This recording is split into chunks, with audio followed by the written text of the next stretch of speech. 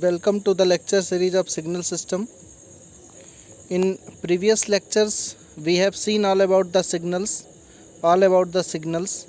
and in last few lectures we have seen the concept of convolution to find out the output of a system for a given input if the impulse response of the system is known.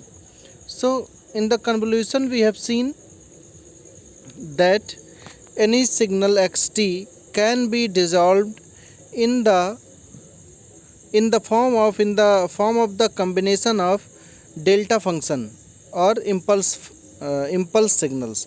Any general signal xt can be written as a combination of impulse functions.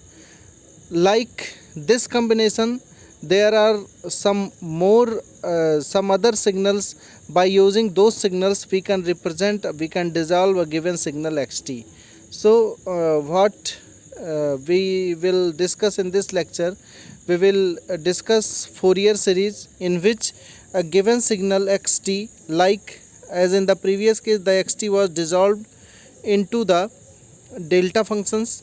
In the Fourier series the signal will be dissolved in the sine and cosine.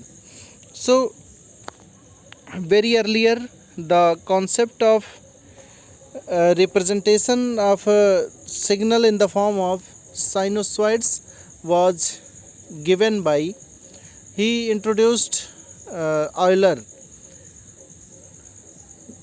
The name suggests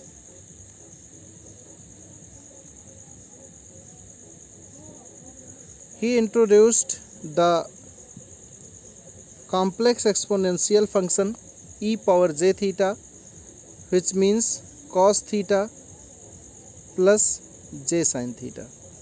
Also he represented, in the experiment he tied a string between 2 points, and in the vibration, to represent peak of the string at any point, he used sinusoidal function. But he was also not aware that these sinusoidal functions can be used for such a large class of signals. So later on many people has argued that a signal may be represented as a combination of sinusoidal and sine and cosine, but Lagrange denied. Fourier published a paper. Fourier has done some work on this and he sent the paper for the publication, but again there was a panel of scientists. Lagrange's 4 scientists was there, Lagrange's, Laplace and 2 other was there. Laplace and 2 other scientists accepted the theory, but Lagrange again denied the concept of representing a signal in the form of sine and cosine. A few years later the theory was accepted, and this theory says that any general signal xt can be represented as a summation of sine and cosine. These sine and cosine terms are weighted by some constants. So for the Fourier series, it says that any periodic signal, we will go through the concept. It says that representation of any signal, general signal, in the form of linear combination of orthogonal functions is called Fourier series. It is applicable for only on periodic signals.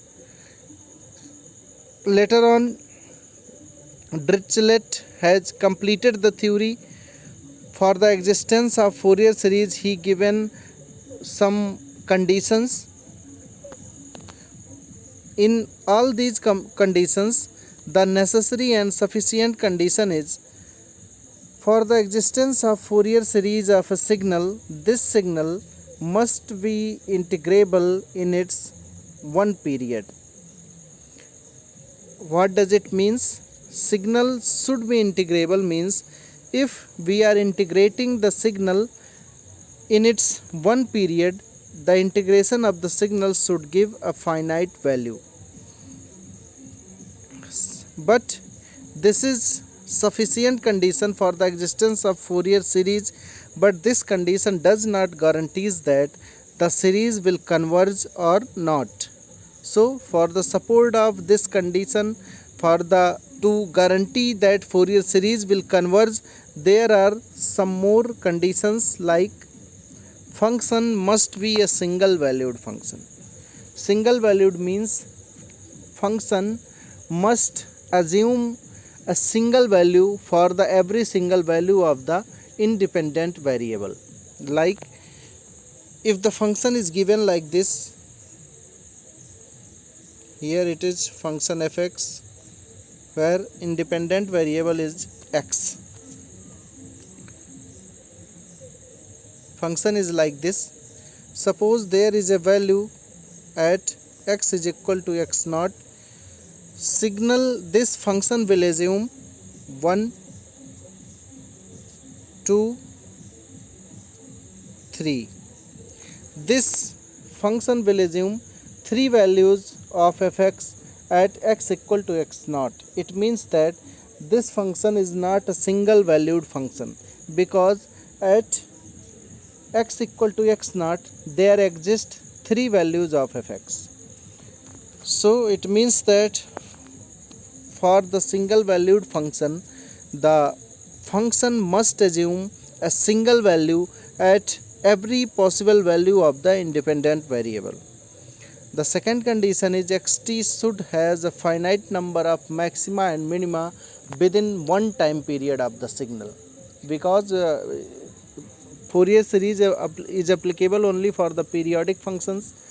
It means that it is already known that xt is a periodic function. So the condition says that xt should have finite number of maxima and minima in one time period. Also the xt should has finite number of discontinuities in one period. Should has finite number of discontinuities in one period. Again, the formula for the representation of a signal in the form of sine and cosine will look like as given in the next slide. It is the trigonometric form of the Fourier series, in which says that a signal xt can be written as a constant or DC term a naught plus sigma n from 1 to infinite an cos n omega naught t plus bn sin n omega naught t. So a signal xt can be represented as summation of a DC value a naught and some weighted combination of cos and sine. Here a naught, an and bn are called Fourier coefficients, and omega naught is the fundamental frequency of the signal. Here omega naught is equal to 2 pi by t, or it can also be written as 2 pi into f. So omega naught is the fundamental frequency of the signal, a naught is the DC term contained in the signal, an is the beta of cosine term, and bn is the beta of sinusoidal term. To represent the signal properly in the form of these signals sine and cosine, we have to know the value of these constants. How we have to calculate the value of these constants a naught, an and bn, we will discuss in the next lecture. Thank you.